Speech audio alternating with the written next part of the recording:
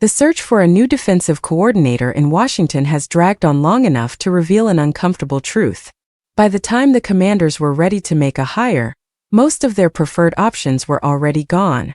What remained was not the top of the market, but what was left after it settled. Washington is finalizing a deal to hire Daronte Jones, most recently the Vikings' defensive passing game coordinator and defensive backs coach.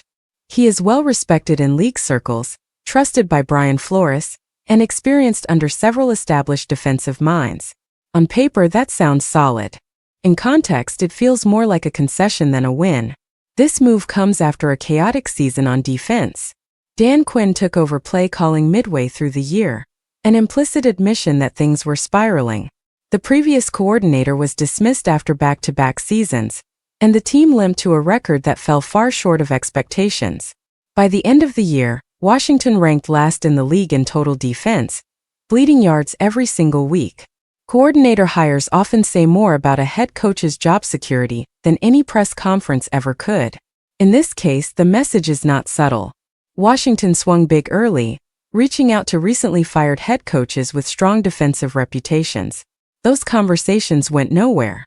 High-profile candidates saw the situation clearly and chose to wait for something more stable. That hesitation makes sense. Taking this job comes with an obvious risk. Any coordinator stepping into Washington knows the clock is already ticking. The roster lacks defensive cornerstones. There is no clear identity to build around. And if the defense struggles again, the blame will not stop at one office. Jones becomes the hire not because he was the dream candidate, but because he was willing to take the opportunity. That is not an indictment of his ability. It is an indictment of the environment. At this stage, the Commanders are selling hope rather than structure. The path here was shaped by missed connections. Interviews with bigger names created expectations that never materialized. As those options faded, Washington pivoted to a safer, quieter choice. Jones brings experience and adaptability, but he also inherits one of the least talented defensive units in the league. For the front office, this hire buys time. For Quinn, it spreads responsibility. If things go wrong again, there will be another layer between ownership and the head coach. That reality hangs over the move whether anyone admits it or not. Washington did not land a savior.